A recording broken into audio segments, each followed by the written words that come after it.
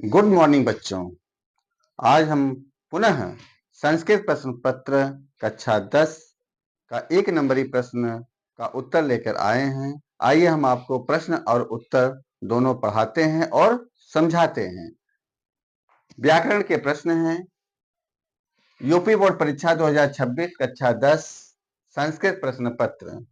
और आपको ये जो हमने लिखाया है बहुत ही महत्वपूर्ण है और 100% आएगा। देखिएगा, माहेश्वर सूत्रों में, किस सूत्रों में? माहेश्वर सूत्रों में किस वर्ण की आवृत्ति 2 बार है? ध्यान दीजिएगा, ये प्रश्न बहुत बार पूछा जाता है, प्री बोर्ड परीक्षा में भी और कंपटीशन परीक्षा में भी और बोर्ड परीक्षा में भी। इसलिए ये प्रश्न को आप अच्छे से याद कर लीजिएगा कि माहेश्वर सूत्रों में किस वर्ण की आवृत्ति 2 बार हुई है? हा वर्ण की। किस वर्ण की? हा वर्ण की आवृत्ति 2 बार हुई है। बहुत ही महत्वपूर्ण प्रश्न है। अगला प्रश्न है, वा का उच्चारण स्थान है। वा का, वा का उच्चारण स्थान दंतोष्ठम। क्या है? दंतोष्ठम। जब हम वा का उच्चारण करते हैं तो हमारी जिह्वा दांत और में लगती है और ओष्ठ भी काम करता है, इसलिए इसका उच्चारण स्थान हो गया दंतोष्ठम। वा दंतोष्ठम। स्पर्श व्यंजन में कितने वर्ण हैं? प्रश्न है, स्पर्श व्यंजन में कितने वर्ण हैं? 25 वर्ण। कितने वर्ण हैं बच्चों? 25 वर्ण हैं। स्पर्श व्यंजन में क से लेके म तक के वर्ण होते हैं, उसमें 25 वर्ण आते हैं।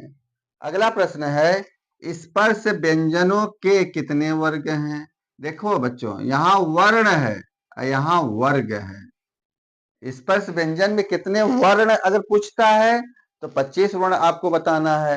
वर्ग पूछे तो 5 वर्ग। 5 वर्ग में जैसे होता है ना, क वर्ग, च वर्ग, ट वर्ग,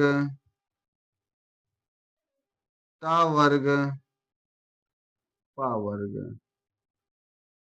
ये 5 वर्ग हैं। 5 वर्ग कौन कौन से? क वर्ग, च वर्ग, ट वर्ग, त वर्ग और प वर्ग। ये 5 वर्ग आते हैं। प्रत्येक वर्ग में 5-5 वर्ण होते हैं, तब 5 पचहम 25, तो 25 वर्ण हो गए।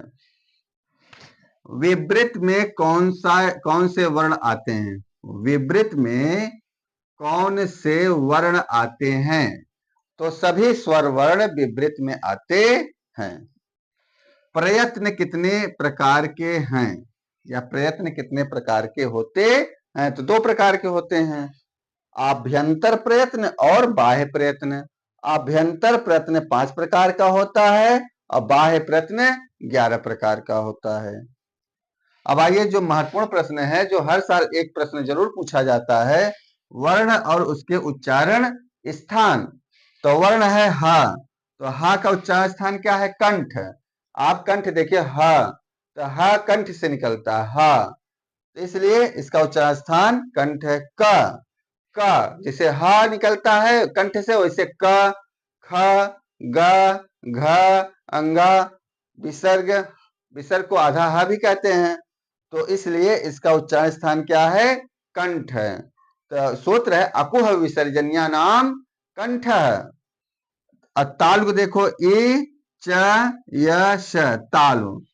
जब हमारी जिह्वा ताल में टच करती है, जैसे ई च देखो हमारी जीभ कहाँ? ऊपरी ताल में टच कर रही है, तालु, इसलिए इसका उच्चारण स्थान क्या है? तालु है। च वर्ग, च इचुसा नाम तालु। च छ ज झ इया और यह श, इस श का उच्चारण स्थान क्या है बच्चों? तालु है।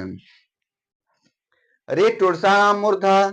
रे है, ट वर्ग है, र और श का उच्चारण स्थान क्या है? मूर्धा है। ट ठ ड ढ र और श, इसका उच्चारण स्थान क्या है? मूर्धा। हमारा जब जीभ का अग्र भाग मुड़ जाता है र, तो उसे को हम मूर्धा कहते हैं।